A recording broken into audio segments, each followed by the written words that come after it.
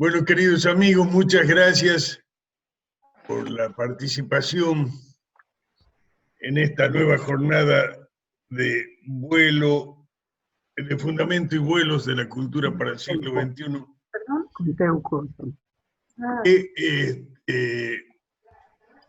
Ya está Horacio, va a tener como protagonista el escritor Horacio González. Bueno, hago una introducción. Dice así: la idea del ser como unidad en la cultura pierde consistencia ante las nuevas evidencias de la física cuántica. Lo han restituido a su identidad real, una latencia en el infinito juego de la energía. A la vez, su persistente antropomorfismo, al alejarlo de la naturaleza, ha invalidado la naturaleza misma de su existencia. Fulminada por estas evidencias, se ha transformado nuestra concepción de la unidad esencial del hombre. Solo un ejemplo, aunque fundamental, de uno de los cambios de esta civilización que ve tambalear sus viejos principios. De este hecho, es necesario generar las bases de una renovada filosofía que afirme prospectivamente tanto al individuo como a la sociedad a la hora de enfrentar un futuro con nuevos paradigmas. La aceleración histórica no le da tiempo al tiempo. Dirigida por los acontecimientos, la política, para no perder vigencia, muta sus estrategias a cambio de resignar sus utopías. La idea omnímoda del poder lo ha vaciado de ideas. La ha vaciado de ideas. Mientras conjuga su pasado imperfecto, el futuro amenaza con un inminente colapso del planeta, la devastación a la que ha sido sometido. La indefensión del individuo se suma a la de la sociedad en su conjunto. Son muchos los países que ven amenazada su soberanía, expoliados sus recursos, contaminada su cultura, la codicia del imperio, de los anónimos corsarios de las arcas mundiales. Los intentos de integración de esas naciones para contener esa invasión tambalean. No solo deben solucionar internamente la disparidad de las economías, las contradicciones de las disímiles memorias históricas, sino también los recelos por viejos enfrentamientos, cuando no combatir los abstrusos prejuicios raciales. Así vemos a la Unión Europea a merced de las aviesas estrategias de los Estados Unidos, a la Unión Africana que soñó a Haile Selassie en Etiopía, tratando de resucitar de los saqueos coloniales, de los invisibles corifeos de las multinacionales, y a la integración latinoamericana permanentemente saboteada por los intereses entreguistas de los sectores neoliberales. Indefenso y exiliado en este escenario, frente a un porvenir impreciso, el hombre busca asilo en un mundo virtual mientras el mundo en el que vive se desarma. El discurso de su inteligencia es suplantado por el formateado discurso de la inteligencia artificial. Ya lo han balcanizado, han suplantado su diálogo con los otros hombres con un monólogo frente a su espejismo. Ya desde el siglo pasado, con mayor persistencia que en épocas anteriores, la filosofía, sin dejar de lado la especulación abstracta, se ha convertido en una tribuna crítica del accionar político, tratando de preservar ciertos principios que suponíamos inalienables del humanismo.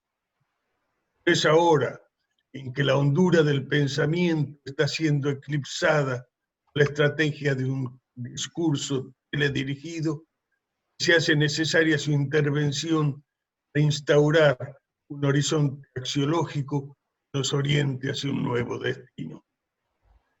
Horacio González, no solo testigo, sino también activo protagonista de esta coyuntura histórica, lleva años a través de sus obras, con excelencia y talento, en este cometido.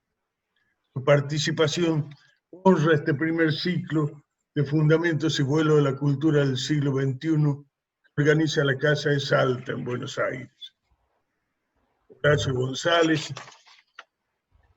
doctor en Ciencias Naturales por la Universidad de San Pablo de Brasil, autor de numerosos libros sobre historia de las ideas argentinas. Es doctor honoris causa de las universidades de La Plata, Mar del Plata, Entre Ríos y San Juan. Profesor distinguido de la Universidad de Buenos Aires, director de la Biblioteca Nacional en el periodo 2005-2015, ciudadano ilustre de la ciudad de Buenos Aires. Actualmente se halla concluyendo un libro sobre las tradiciones humanísticas, tal como se han confrontado con la filosofía contemporánea, que llevó el nombre de estructuralismo y deconstruccionismo. Los eventos que estamos atravesando, que cambian el sentido de los contactos humanos, merecen reconstruir una nueva reflexión sobre la técnica y el lenguaje. Tiene la palabra don Horacio González. Bueno, muchas gracias, Teuco.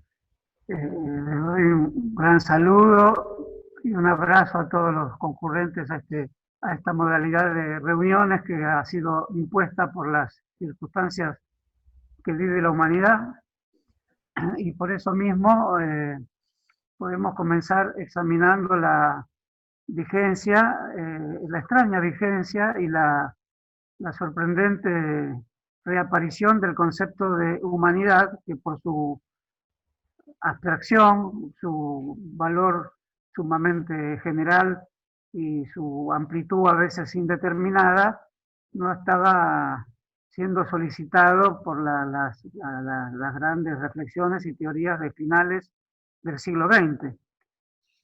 Me estoy refiriendo a que en el segundo,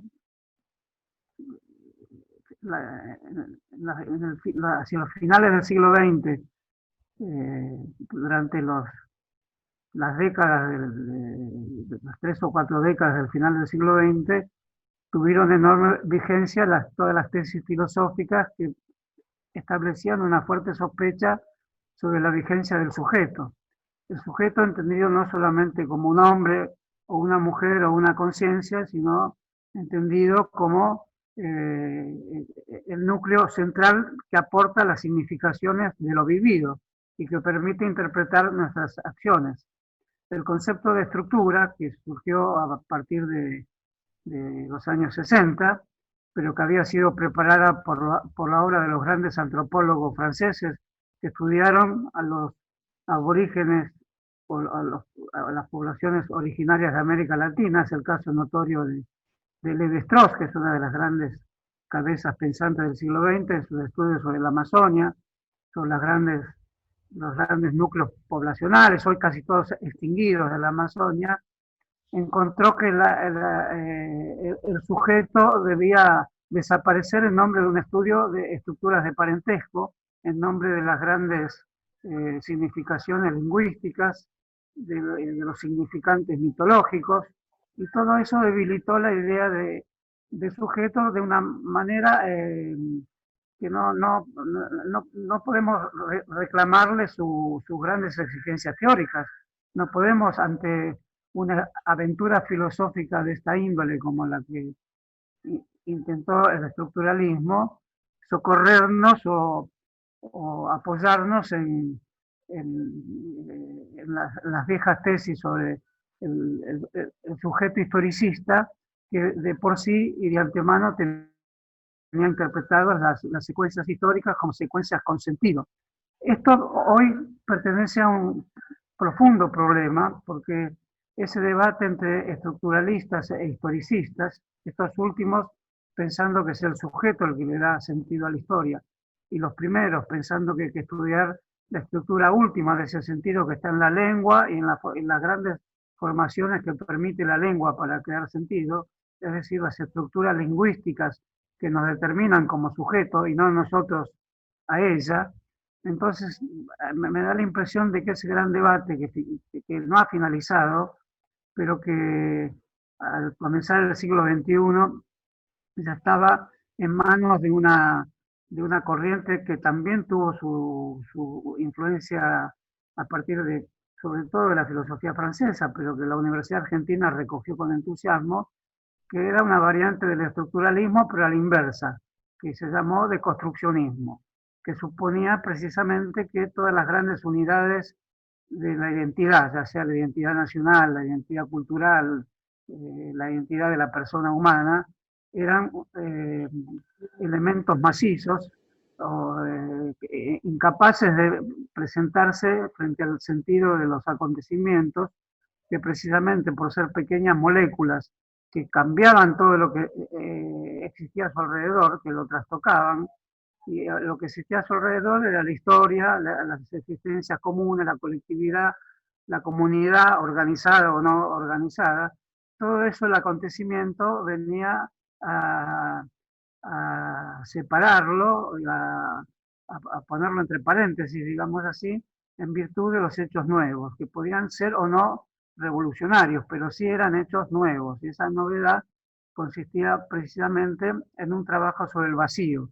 De ahí que la idea de vacío se impuso en las últimas décadas a través de las derivaciones del estructuralismo, y esto se llamó significante vacío, que permitió reconstruir la teoría del populismo a través de Ernesto Laclau, que también tuvo una gran vigencia en las universidades argentinas, la del norte, la del sur, la del centro, y que reanimó de algún modo el pensamiento político en el sentido que le sacaba a la historia toda significación en cuanto que un eslabón histórico se explicaba por el anterior y así viceversa, había que llegar hasta, hasta los orígenes que tenían que ser claros y las metas que no eran menos claras que los orígenes.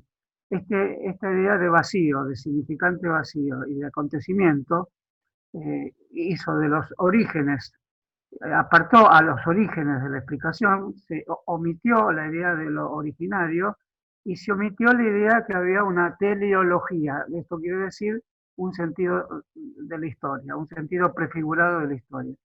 Ante esta situación que resumo, creo que con respeto hacia los pensamientos que han transcurrido, pero también con una excesiva rapidez de la que ya tendré tiempo de arrepentirme,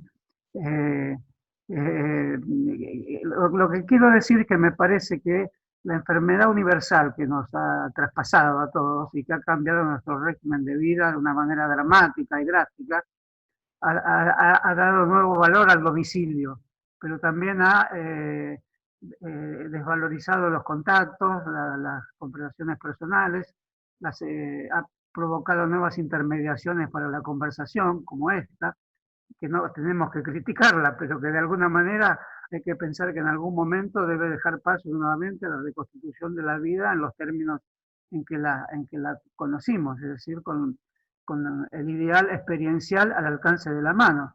Bueno, todo eso me permitió pensar que si no estábamos en los umbrales de la reconstitución de las grandes tradiciones humanísticas, debido a que este debate filosófico que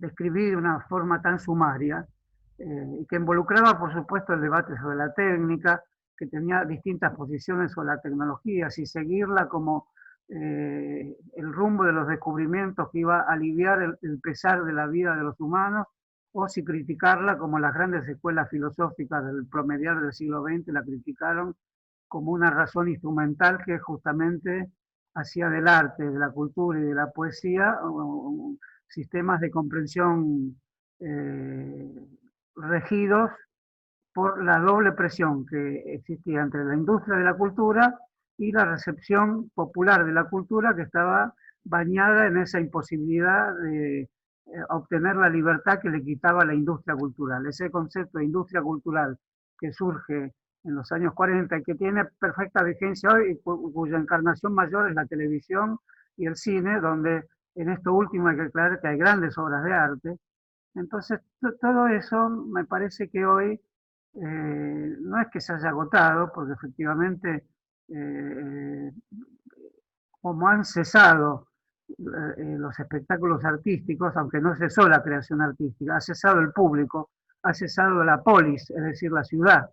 Todo eso como ha cesado la industria de la palabra, que es una industria cultural, como esto que estamos protagonizando hoy, está a la cabeza de lo que podríamos considerar un indicio de lo que puede ser la salida de la gran enfermedad mundial, o para llamarla con su término científico, pandemia, o para llamarla con su término casi religioso, digamos, peste, ¿no? Entonces, me llamó la atención la gran cantidad de veces que escucho en las conversaciones que se suceden por esta vía, o escritos que se leen cotidianamente en la prensa, que el concepto de humanidad, que todas estas corrientes filosóficas que traté de describir tan precariamente, habían abandonado por ser el concepto que traía la ingenuidad del sentido. Había que explorar estructuras internas, no epifenómenos. Y la humanidad es tan abstracta que podía hacernos tropezar con la imposibilidad de estudiar a través de ese fenómeno lo que es el género humano en su manifestación en términos de belicosidades, de guerras, de grandes estructuras científico-técnicas de dominación que ni percibimos. De ahí el concepto de servidumbre voluntaria. Somos dominados, pero no lo percibimos. Una verdadera novedad en términos de la tradición de la teoría de la dominación, donde el dominado siempre percibía que era dominado. Ahora ni siquiera lo percibiríamos, sino que nos gustaría, desearíamos, reclamamos ser dominados. Entonces, todas esas cuestiones que pertenecían al debate anterior y que siguen, me parece, vigentes en nuestra capacidad de considerar un nuevo rumbo para nuestra presencia pública, nuestros compromisos sociales, nuestra vida artística, nuestra vida nacional, nuestra condición de ciudadanos, me da la impresión que hoy habría que rescatar el concepto de humanidad, lejos de verlo como una abstracción, porque por alguna razón las personas, cuando hablan, perciben que hay una cuestión con lo humano, aunque no se sepa definir bien. Y nadie ha demostrado acabadamente que lo que está en el umbral de ser definido, pero no lo podemos definir correctamente, nadie ha dicho que eso no es lo importante. A veces es lo más importante, la incapacidad de tener una definición práctica, concisa y definitiva, pero sin embargo intuimos que ahí hay un problema. Y el problema lo despierta justamente el hecho de que vemos que en las más diversas culturas, en las más diversas situaciones, ciudades, países, formas de vida, formas de pensamiento, hay un comportamiento único donde la posibilidad de morir por una enfermedad aparece mucho más cercana que en situaciones de otro tipo, la posibilidad de suponer que hay un peligro único para un conjunto de habitantes de un planeta que durante siglos trabajó empeñosamente para horadar las condiciones de vida que el propio planeta proveía. Por lo tanto, este concepto de humanidad que aparece de una manera tan impreciso, con vestiduras tan etéreas, sin embargo nos está diciendo, nos está reclamando y con urgencia que respondamos un conjunto de preguntas fundamentales. ¿Cuánto es necesario más desarrollar la tecnología y las técnicas en un sentido de dominación? ¿Cuánto es necesario más que vivamos una vida vinculada al servicio que le prestamos a los instrumentos tecnológicos que están a nuestra disposición, que parecen ser al revés, ser nosotros los que estamos al servicio de ellos y no como proclama toda la gran ciencia que nos constituye, nos rodea, que viene a prestarse al servicio de la prosecución de la vida humana. ¿No será que se puede hacer una pregunta inversa y sin negar ninguna de las grandes realizaciones científicas, ninguna, y sobre todo ahora que esperamos una vacuna? Por lo tanto sería absurdo negarla, pero ¿no sería propicio también pensar si no hay límites para un tipo de ejercicio de la vida científica que también entraña formas de dominación, entraña formas de distorsiones a las grandes tradiciones críticas, artísticas, espirituales?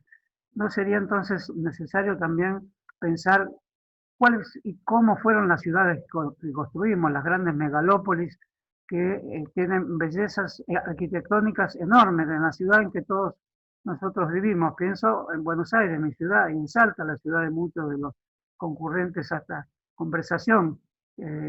Queremos a nuestras ciudades y reconocemos los itinerarios que atravesamos como si fueran de nuestra propiedad, siendo la propiedad pública. Eso es lo que nos gusta, sentir nuestro lo que es, del común. Bueno, no hay que pensar cómo se desarrollarán futuras ciudades, desarrollo que no puede estar regido por planificadores de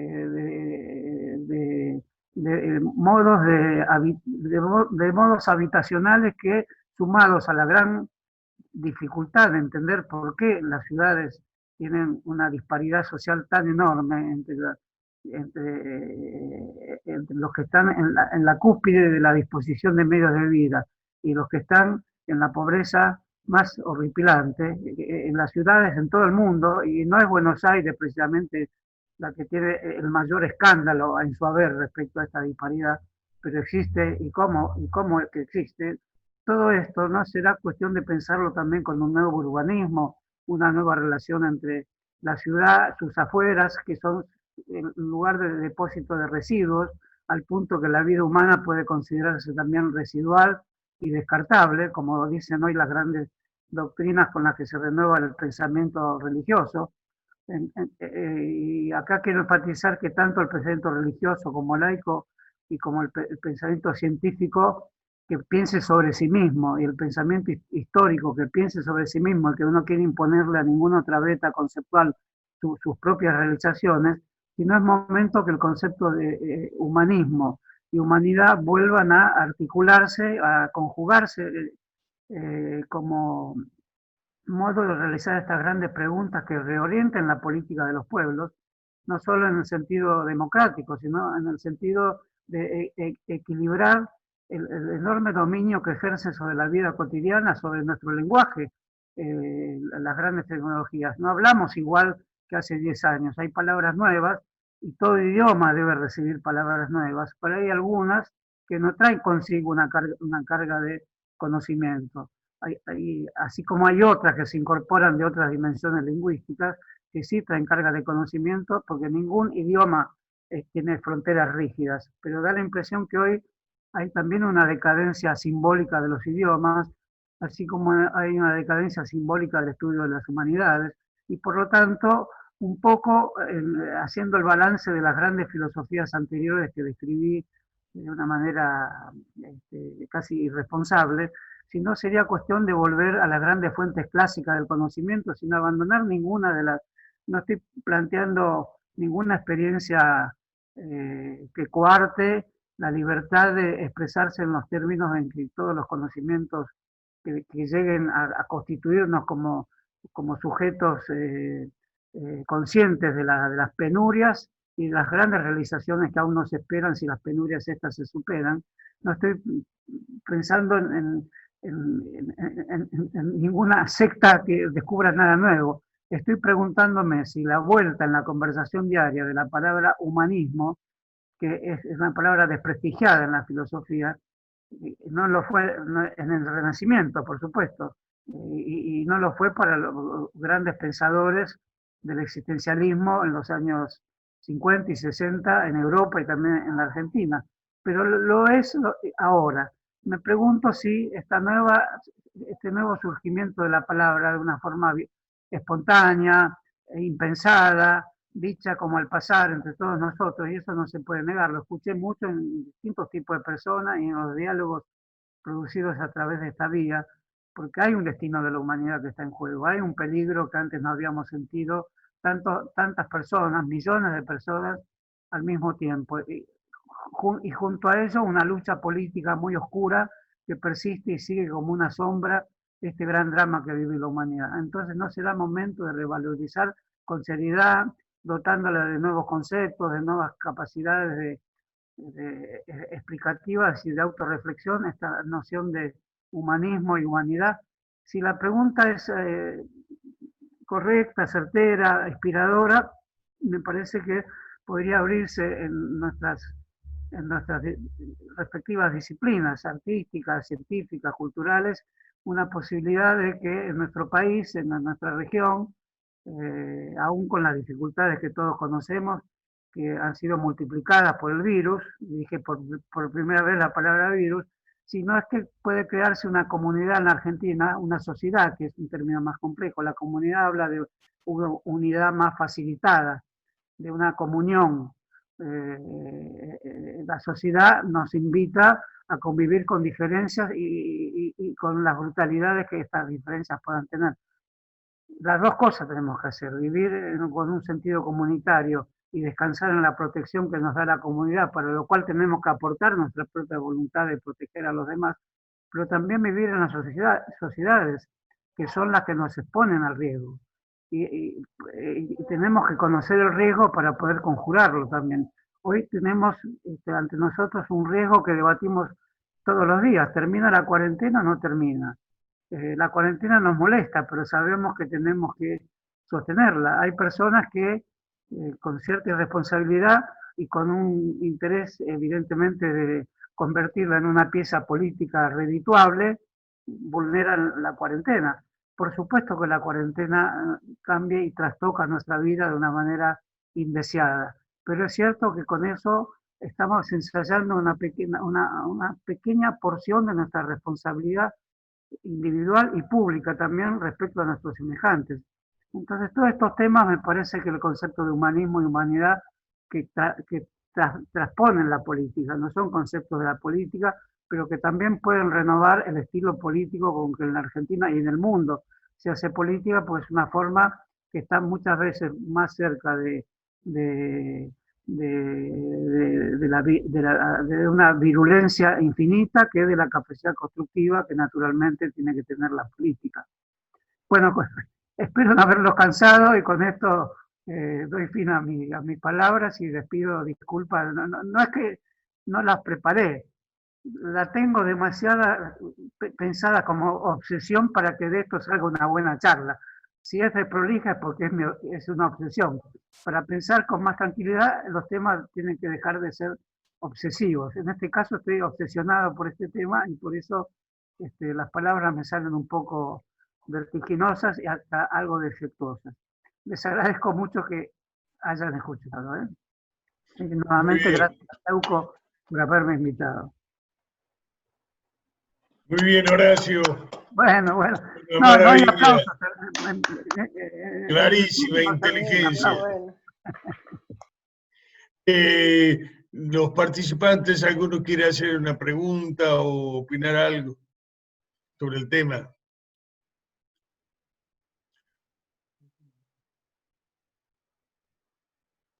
Bueno, entonces ahí está Norberto Barleán. Norberto Barleán. ¿Qué tal, Teuco, compañeros? ¿Cómo andan? Bueno, llegué un poco tarde, pero muy sustancioso. Horacio, te quiero hacer una pregunta. De acuerdo a lo que vos señalás, obviamente la política cruza todo y obviamente estamos en una etapa muy difícil de la humanidad. Pero para no extenderme, todo lo conocemos porque la estamos viviendo y obviamente en nuestro país, digamos, esto es absolutamente necesario independientemente de la actitud de cada uno. La pregunta es, ¿vos creés que el mapa geopolítico de la geopolítica en el mundo va a cambiar luego de esta pandemia? Porque hay una inquietud muy fuerte en tanto esto afecta, digamos, a toda la humanidad, no está solamente circunscripto a nuestro país. Yo creo que hay algunas cosas, es una opinión, se van a revalorizar, como digamos, la actitud de los médicos. Creo que la propuesta del humanismo se tiene que de algún modo concretar en acciones, pero me parece que depende más de esta historia que estamos viviendo en el mapa universal. No sé qué opinión tenés y, digamos, y cómo lo ves. Bueno, evidentemente hoy nada de lo que pueda ocurrir en un país deja de tener que, deja de repercutir en el complejo panorama, como dijiste vos, geopolítico.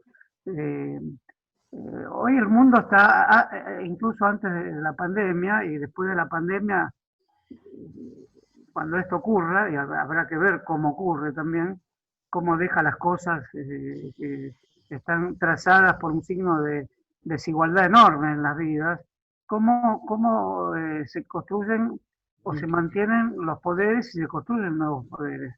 Antes de la pandemia estábamos atravesando una gran guerra comercial entre Estados Unidos y China. ¿Qué pasará con eso?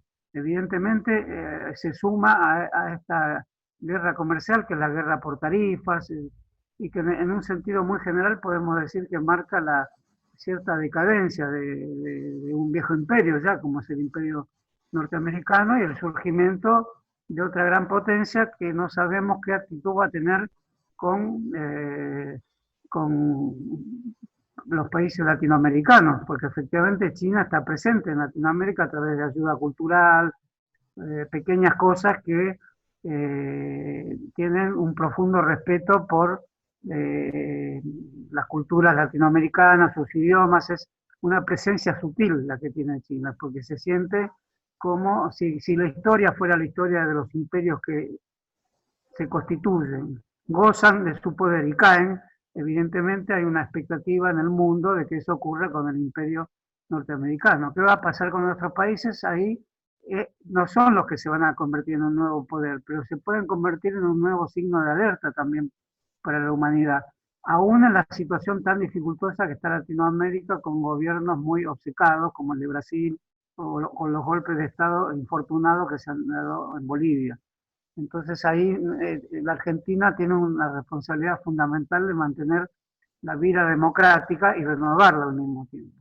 Y en ese sentido me parece que la situación mundial hoy en lo inmediato depende de que surja la vacuna. La vacuna o va a ser una vacuna que con la importancia que va a tener, hay que imaginar la importancia que para millones de personas va a tener que aparecer, que la ciencia se va a reivindicar ahí, diríamos que la ciencia que construyó la bomba atómica puede reivindicarse descubriendo la vacuna, que por eso la ciencia es tan ambigua en todo sentido. Bueno, habrá que patentarla, la cobrarán, a quién se la darán. ¿Reproducirá la vacuna el mundo de las desigualdades sociales que tiene el universo? ¿O será efectivamente una vacuna que se politice a través de una fórmula democrática, además de la fórmula científica que tenga? Eso también es algo que hay que ver en términos de cómo se desarrolló el capitalismo apropiándose de los grandes inventos y de los grandes descubrimientos. La ley de patentes que está en todo el mundo es una ley de apropiación de los grandes avances, o las grandes realizaciones de la inteligencia humana que quedan en posesión de las empresas. Esa es una cuestión importante e inmediata. ¿Cómo se resuelve desde el punto de vista de lo que llamamos la ciencia?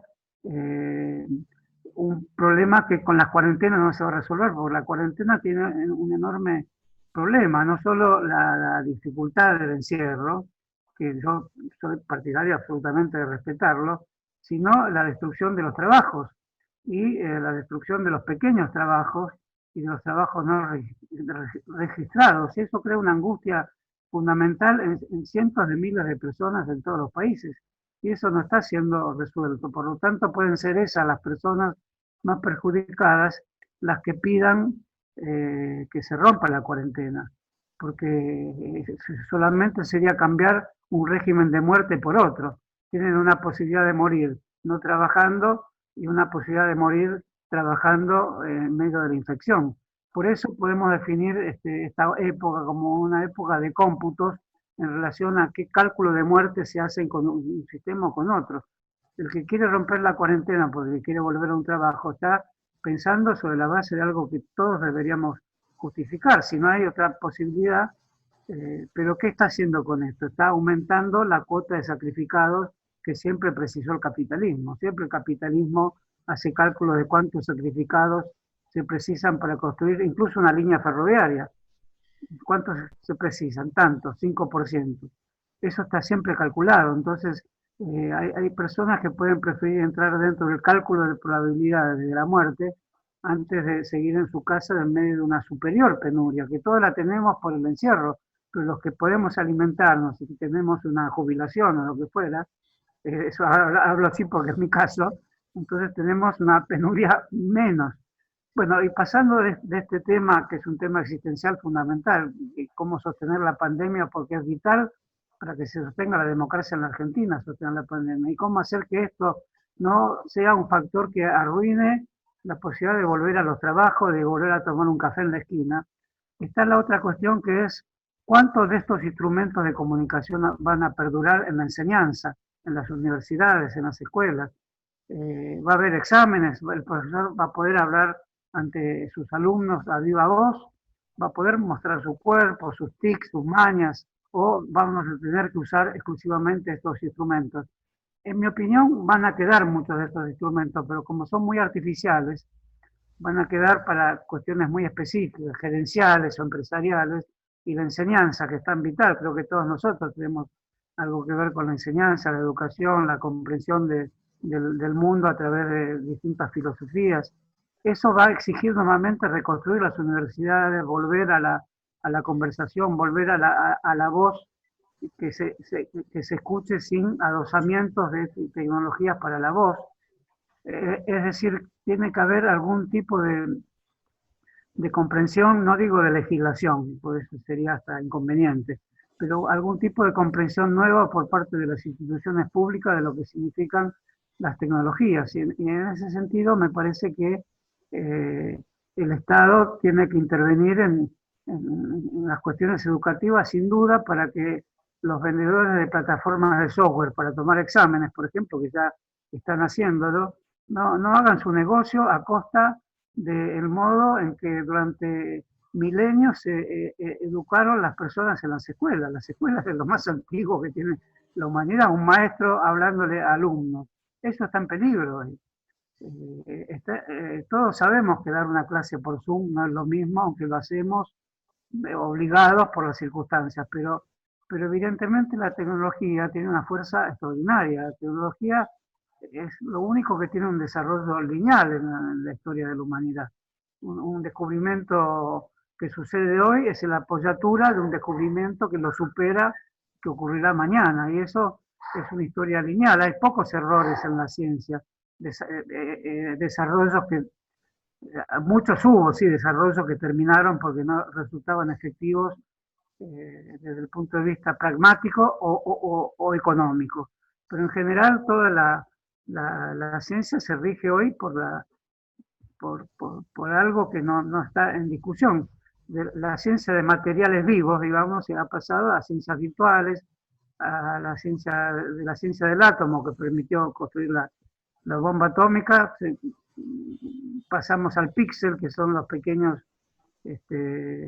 partículas de las que están hechas las imágenes. Estamos en una civilización de imágenes, de virtualidad y de manipulación de la experiencia humana. La experiencia humana es como un gran laboratorio, y en ese sentido me parece que, para terminar de responder, apartándome bastante de tu pregunta, pero en esto no me aparto nada. No, bien, Hay que comparto. transformar la forma de hacer política también. No se puede hacer política tan groseramente, y no me refiero a ningún partido en especial, me refiero a la política del mundo. Eso, Sí, la política obviamente. del mundo terminó la política se cree manipuladora, es la política la que es manipulada por grandes empresas, grandes personajes que montan agencias de cómo instruir y comunicar a los políticos cómo deben comunicar. Bueno, todo eso rompió el símbolo de lo que es la política, que es la capacidad de interacción entre humanos, donde alguien puede encontrar, alguien puede tener la iluminación momentánea de trazar un camino posible que se convierta en creencias válidas para el resto de sus conciudadanos. Eso ha acabado, estamos en manos de trazados para hacer políticos, que son trazados de tipo publicitarios, que indagan en la conciencia humana, porque reciben los datos que nosotros mismos proveemos a través de nuestro uso de los aparatos de comunicación. lo que hace el celular con nosotros está bien claro, lo tenemos que seguir usando, pero al mismo tiempo estamos siendo los proveedores a las grandes empresas de aquello que no es lo que somos, es lo que supuestamente consumimos. Y por extensión somos lo que consumimos. Se redefine lo humano ahí de una manera muy pobre. Lo humano es lo que consume y eso se sabe a través de lo que creemos que está a nuestro servicio. No es tan así. Es bueno comunicarse por la telefonía celular, pero es bueno saber también que estamos siendo los proveedores de su materia prima. La materia prima ya son símbolos, son palabras, son formas poéticas incluso. La poesía tiene un gran, igual que la ciencia, que tiene papeles dobles y ambiguos, puede servir para grandes publicidades, y ahí hay una poética ahí, pero esa gran publicidad tiene su motivo central en sostener las grandes empresas que poco se importan de la vida real de los ciudadanos. He visto la publicidad de una muy buena, las publicidades son muy buenas, la de cerveza Heineken, que se habrá visto en todo el mundo. Es una publicidad para tomar cerveza en la pandemia. Entonces la chica que sirve la cerveza al mostrador aparta las dos cervezas. O sea, las cervezas son las que mantienen la distancia, el distanciamiento sanitario, no son las personas. Son las botellas de cerveza las que están distanciadas.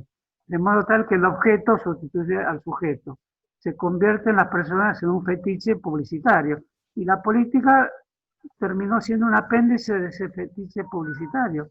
Entonces también me da la impresión que ahí el genio humano va a tener que intervenir con todas sus armas, desde la poesía a la ciencia, para reponer en la vida social a través de lo que la vida social siempre tuvo: energía, vitalidad democrática y también capacidad de autodestrucción. Eso habrá que verlo con más detenimiento también, porque es asombroso muchas veces como en toda esta historia la capacidad de autodestrucción, que siempre estuvo, porque hay que decir algo difícil, pero quizás hay que pensar más en eso. Siempre construir supone alguna destrucción en nosotros mismos, en las ciudades.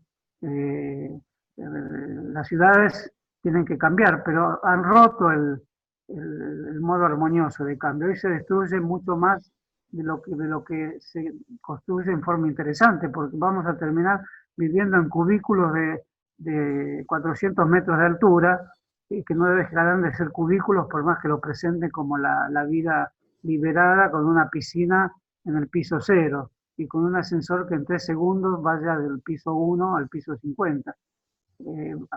Viviríamos sin darnos cuenta, atrapados por monstruos arquitectónicos y tecnológicos, y eso también hay que tratar de evitarlo en el momento en que se salga de esto, que no va a ser una frontera como atravesar una frontera demostrando el pasaporte, va a ser lenta la salida, va a ser por capítulos, y me temo que la vida artística va a ser la más perjudicada. Constituir nuevamente a los espectadores en vivo va a ser lo último que veamos. Quizás no sé, no quiero hacer ningún cálculo, pero va a tardar más que las peluquerías que ya se abrieron, por lo menos acá en Buenos Aires. Abrir la peluquería es un acontecimiento, yo me doy cuenta de lo importante que son ahora, ¿no? Pero abrir un teatro, cuando se abran los teatros, sí, ¿cuándo se abrirán los teatros? Tenemos que tratar de que se abran los teatros en las condiciones en que el espectador vuelva a hacerlo, y con la seguridad de que no son lugares de contaminación. Es ahí el gran problema, ¿no? Horacio, gracias, comparto gracias la mayoría. Dejarme lo que sí que el mundo, digamos, la pandemia en tal caso aceleró algunas cuestiones tecnológicas que se venían ya instalando de algún modo. El tema, según lo que vos conceptualmente manifestás y fundamentás con creces, es que no nos tape lo otro, es decir, lo presencial, la articulación y fundamentalmente en las artes. Digo, que no todo sea el Zoom, no todo sea el celular, porque eso anula un poco, digamos, la vida. Ya prácticamente yo y el le miedo decía... al contacto que se ha producido. Exactamente, sí, lo dijiste anteriormente, y sí, yo sigo hablando por teléfono, sigo comunicándome de otra forma, no sé si seré antiguo, viejo, adulto mayor, tampoco importa, pero digo que esta avalancha tecnológica no nos tape, de manera que podamos vivir una vida más o menos normal con aquellos valores con los cuales hemos crecido y con los cuales la vida también tiene fundamento, sustancia, y bueno, es obvio que desde lo artístico por ahí va a haber que esperar un poco más en los encuentros, y creo que también el mapa cultural va a cambiar, y va a cambiar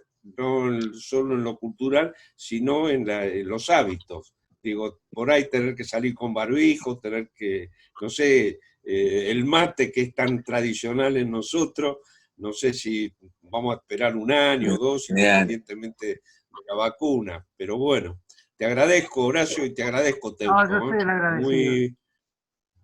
Muy bueno y comparto plenamente. Y gracias.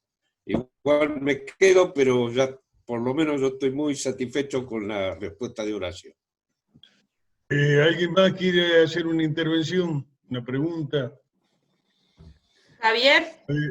Javier. Sí. Bueno, primero quería dar un grande abrazo, Horacio. Sí, Javier, ¿cómo estás? ¿Cómo te va? De Río de Janeiro, escuchando aquí a Horacio detenidamente, y una grande alegría verlo Horacio ahí. Lo que te quería decir, preguntar a Horacio sobre el humanismo, ¿no? Parecía un tema que tiene desaparecido del debate cultural, más que tiene que ver, claro, con toda la historia de Occidente, la historia del arte no religioso de Occidente, ¿no? Un tema. Y una, tal vez las últimas formulaciones sobre el humanismo, tal vez se la debemos al Althusser, en una frase que ahora, volviendo al humanismo, se engancha con muchos significantes, y uno de ellos es esa formulación de Althusser: el marxismo no es un humanismo, ¿no? Cuando hablabas me aparecía esa frase, ¿no? Me gustaría que retomaras un poco ese tema de esa relación entre marxismo y humanismo. Bueno, es un tema clásico de las ciencias sociales, ¿no? En realidad, la filosofía francesa de mediados del siglo XX, a través de Althusser, entre otros, originó una verdadera escisión en la biografía de Marx. Esa escisión en la biografía de Marx consistió en segmentar su vida en dos periodos: el humanista y el no humanista. Es decir, el primero bajo la formación de Marx como estudioso de Hegel, que efectivamente se puede decir que toda la filosofía de Hegel apunta a cierta construcción de lo humano en tanto tal. En Hegel hay un sujeto en la historia, es un sujeto de índole cristiana, digamos, pero es un sujeto que construye libremente sus actos y va del saber experiencial primero hacia el saber absoluto, atravesando distintas etapas que van cancelando momentos anteriores. Ese es el esquema tan atractivo que inventó Hegel a principios del siglo XIX, ¿no? Ahora, Marx tomó de esos principios la idea de la dialéctica, que es el conocimiento a través del contraste de opuestos que consiguen llegar a una síntesis donde algo de lo anterior permanece. Por eso esa síntesis supera conservando. Por eso la dialéctica, entendida en términos clásicos, es una forma de superar lo anterior, pero conservando de lo anterior lo que se juzgó que era lo más provechoso. Por eso es una operación compleja la dialéctica, que ha sido muy desaprovechada por los partidos políticos que se basaron en ella, porque era más compleja de lo que parecía al presentarse solo como una contradicción que se superaba fácilmente haciendo una revolución. No era así. En realidad Marx define la dialéctica como la síntesis de múltiples contradicciones. Entonces hay una multiplicidad anterior que es efectivamente lo que se mantiene vigente de la dialéctica. El Marx de la madurez es el que escribe El Capital. El Marx de sus estudios de juventud es el que ve la alienación humana. Y la alienación humana lleva a ese Marx a un humanismo de tipo hegeliano, es decir, hay algo en el hombre que lo hace un ser constructivo, un ser colaborativo, un ser dialéctico, porque efectivamente piensa buscando lo nuevo y conservando de lo antiguo lo que le interesa, que no puede no ser lo mismo que le interese a todos. Pero eso sería el modelo de existencia del humano en el curso de la historia. Más allá de que esto tiene dificultades y evidentemente puede ser muy criticado, lo que hizo la filosofía francesa de mediados del siglo XX, con Althusser a la cabeza, fue suponer que había un segundo Marx, distinto del primero. Eso efectivamente es así. Cuando escribe El Capital, Marx ya no es, ya sustituye el concepto de alienación por el concepto de fetichismo, que es un concepto religioso también. El capitalismo es un fetichismo a través de lo que elabora, la mercancía. Al elaborar mercancía suprime, como si fuera un acto idolátrico, la mercancía suprime el trabajo humano que la creó. Por eso, en ese sentido, Marx aparecería como un estudioso de las estructuras del capitalismo, de cómo el capitalismo tiene su acumulación primera y cómo va convirtiéndose en orgánico a través de la división del trabajo en la fábrica, pero una anarquía en la sociedad. De ahí viene la expresión anarcocapitalismo. Y en ese sentido prosperó mucho en nuestras universidades la idea antihumanista de Althusser de que había que estudiar a Marx solamente como un forjador de grandes estructuras de conocimiento, no porque estudiara el capitalismo como una estructura, sino porque en su mismo pensamiento había una estructura donde el sujeto no existía. El sujeto era un lugar vacío. La idea de vacío en la filosofía francesa, que llega hasta Laclau, digamos, es fundamental. La democracia es un lugar vacío, es un tema de la filosofía francesa política, de Claude Lefort, todos los que pensaron de que si no había un vacío, el sujeto de Hegel se convertía en un sujeto despótico al no tener fracturas internas, a no tener, digamos, la capacidad de pensarse no a través de una continuidad unívoca, yo soy yo todos los momentos de mi vida, sino yo soy, no yo, y ese no yo se convierte otra vez en yo, etcétera. Si yo soy una discontinuidad permanente, no tengo una biografía concisa, unívoca, unánime, y que me permita pensarme desde la infancia hasta la madurez de una única forma. Y en esto no se incluye el hecho de que admito que tenga cambios, el cambio de la adolescencia a la madurez, etc. En este caso se iba más lejos, toda identidad era reprobada porque la identidad no permite pensar efectivamente la diversidad del mundo, la diferencia. Entonces había identidad, con más razón había que marcar la diferencia y con más razón había que pensar en deconstruir esa identidad que hacía de las personas meros creyentes en un fetiche. Entonces, en ese sentido, el marxismo parecía recuperarse como gran teoría de la historia a través del análisis de las estructuras, donde la palabra fetichismo hacía un poco de ruido, porque efectivamente Marx la toma de sus enormes inspiraciones religiosas que tiene.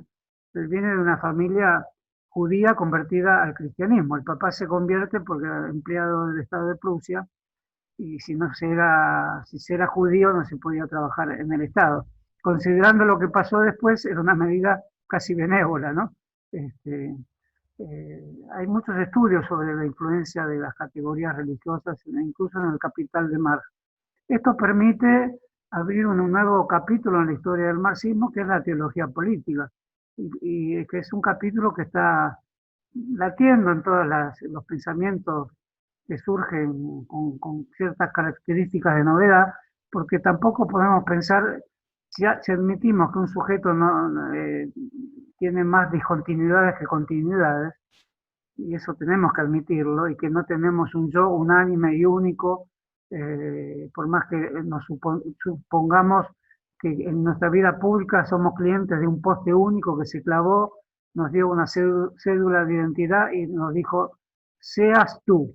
No, no es así, pero tampoco es que seamos distintos cada vez que nos produce un desafío que tenemos que responder de una manera heterogénea a cada momento. Por eso me parece que el tema de la identidad tiene que florecer nuevamente, no como algo unívoco y permanente, pero sí tiene que tener una nueva consideración si es que se reconstruye algún tipo de humanismo crítico. Porque si no, lo que consiguió el deconstruccionismo, que es el hijo un poco el hijo de Althusser, de Lévi-Strauss,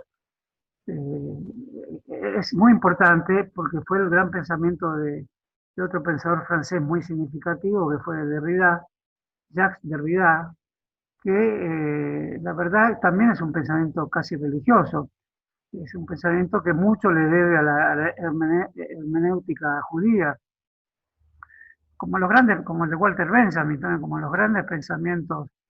Pero de todas maneras, más allá de a qué culto pertenecen, podemos decir que hay cierta religiosidad en estos pensamientos que tenemos que aceptar también, porque la situación es tan grave que no podemos construir la historia de la humanidad diciendo, como hizo el positivismo, que al principio era la religión, la teología, después fue la política o la ilustración, y ahora es la ciencia, como los 3 capítulos de la historia de la humanidad. No, lo religioso es una beta que existe siempre, tanto existe que existe de una manera también muy poco interesante, adquiriendo categorías políticas de muy baja capacidad de crear formas democráticas. Eso pasó en Brasil con el voto evangélico. Pero respetando los credos cualquiera que sean, hay que decir que el evangelismo tiene un ideal empresario muy vicario, muy dependiente del modelo de las grandes empresas capitalistas. Es como la adulteración y la depreciación y la degradación de todos los estudios que vincularon capitalismo y religión. Ahora, en su máxima degradación, se puede estudiar todo esto mismo en un producto que se ha creado en esa intersección entre religión y capitalismo, que es Bolsonaro, entre otros, ¿no? Entonces, ahí me parece que el sueño de filósofos como Althusser, de tener 2 Marx, uno descartable porque era el Marx humanista y el otro porque estudiaba la estructura, el modelo de producción capitalista, como decía, el MPC. Estoy hablando de recuerdos de lectura, porque hace años que no frecuento esas lecturas. Recuerdos de lectura, claro. Me parece que, de todas maneras, la historia de Althusser es tan dramática que no se estudia con ninguno de sus pensamientos. Su muerte, el hecho dramático que ocurrió en su domicilio, porque un rato de locura, aunque me cuesta decirlo, mató a su mujer, fue protegido por sus colegas filósofos, el gran filósofo de Francia, de modo que su propio drama, eso revela que las tragedias humanas, y yo reivindico el concepto de tragedia, son superiores y le ocurren a los filósofos que pueden ser más explicados por un concepto de tragedia que por los conceptos que ellos mismos pensaron que excluían a la tragedia. El caso de Althusser es así. Él excluye la tragedia como pensamiento, pero solo su vida puede ser pensada con el concepto de tragedia, ¿no? Es verdad. Bueno, termino acá porque me parece que estoy divagando mucho. Muchas gracias, Horacio. Me alegra mucho verte, Javier. Aprovecho una gran alegría. Y voy a aprovechar acá, si me permite, para decirte que el libro que te iba a mandar, que acabé de lanzar, no te lo voy a poder mandar porque el correo de Brasil para Argentina no está funcionando. Más cuando comiencen a funcionar te lo mando. Bueno, un fuerte abrazo, Horacio. Horacio, muchas gracias por esta clase más que magistral. Y muchas gracias a todos los participantes. Y les cuento que el próximo viernes 7 de agosto va a va a intervenir hablando sobre la palabra una dama que es la dueña y señora del lenguaje en nuestro país y en muchas latitudes, que es doña Ivonne Bordelois. Antes de despedirnos, quisiera escuchar unas palabras de Martín Plaza.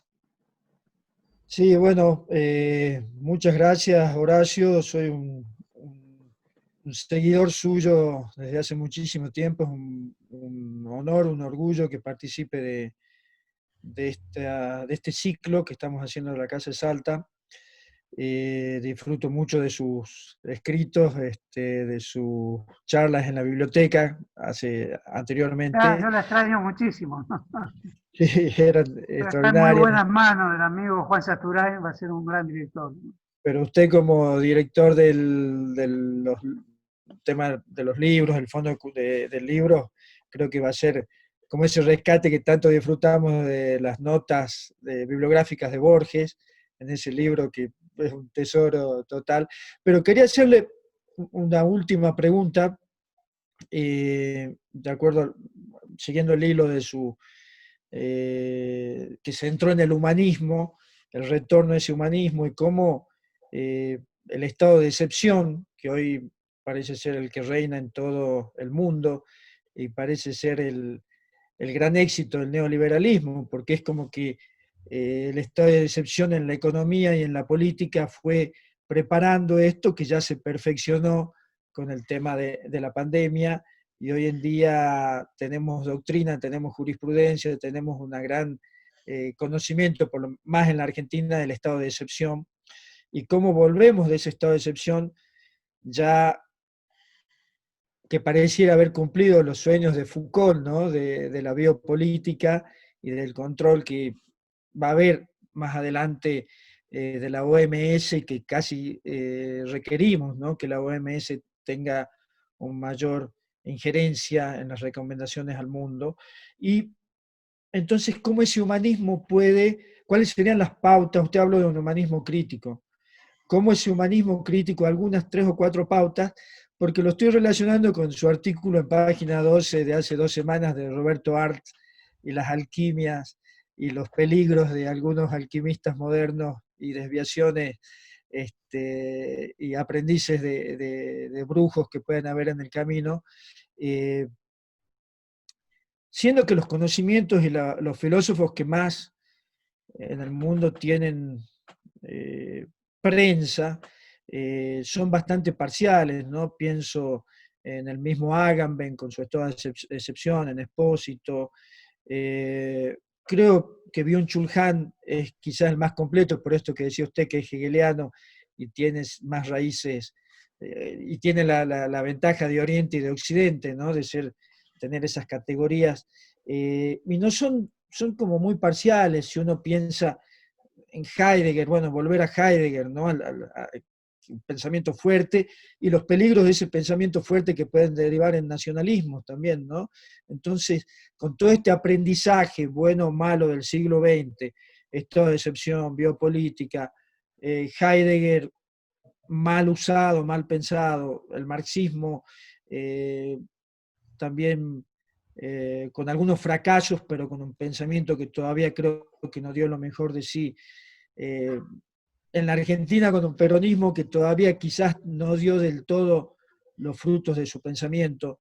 Bueno, ¿cuáles serían algunas pautas de ese humanismo crítico que usted dice, si es que las pueden haber?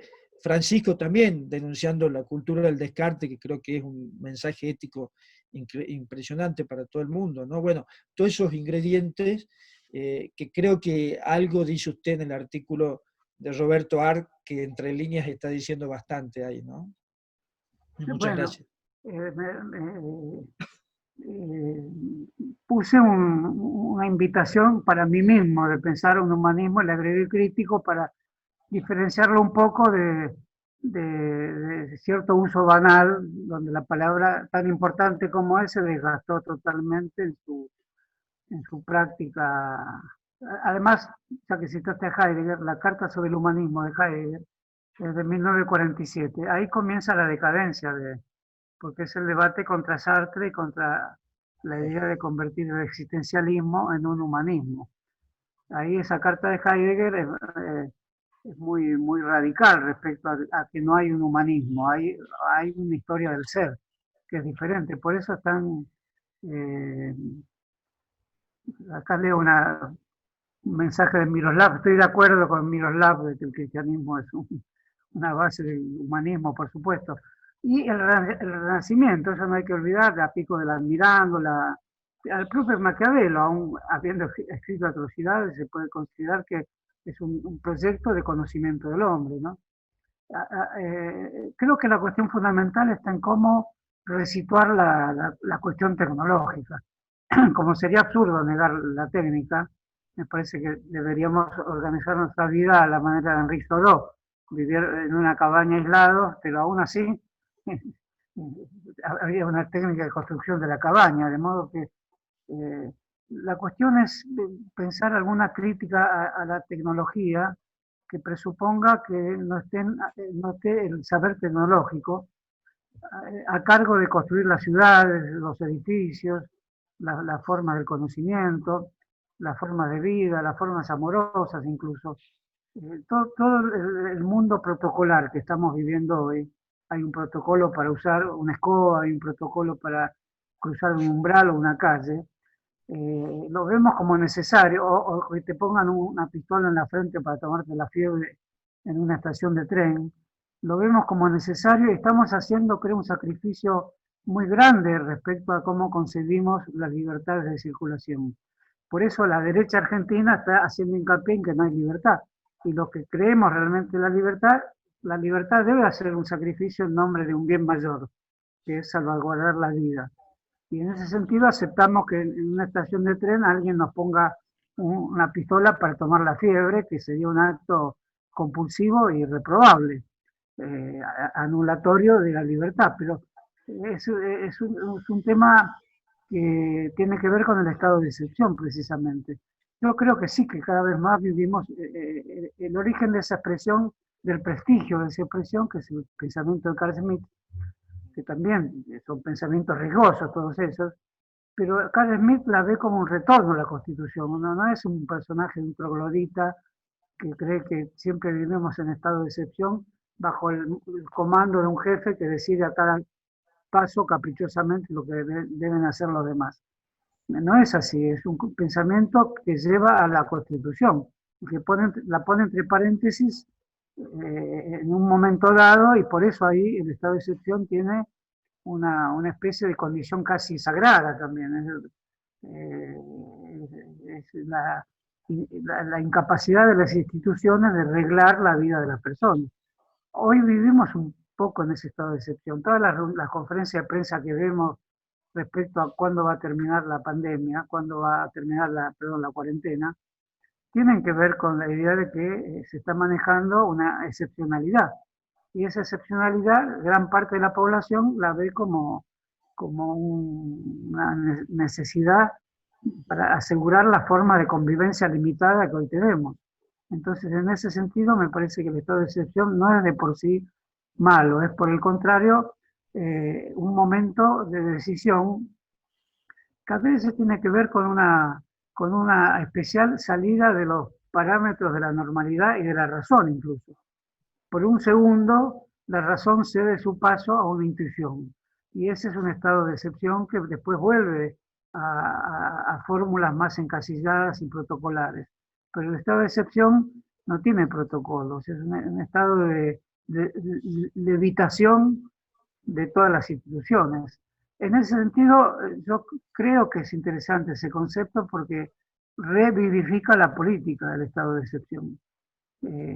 Ahora, si el estado de excepción es permanente, se convierte en la normalidad y ya no vale. Está emparentado con el concepto de acontecimiento, que también se convirtió en una palabra muy pronunciada en las universidades en los últimos 20 años, a través de, o sea, por la influencia que ejercen las filosofías europeas en Latinoamérica, siendo a veces poco exitoso el intento de generar una tradición latinoamericana propia, porque o enfatizarse el indigenismo, o enfatizarse el hispanismo, enfatizar la defensa del idioma, enfatizar cierto interés en el estudio de las mitologías, como en el caso de Mariátegui, que renueva mucho el pensamiento del marxismo latinoamericano, introduciendo el valor de los mitos, cosa que en ningún momento en el Marx originario estuvo la idea de mito, sí la idea de fetiche que se emparenta con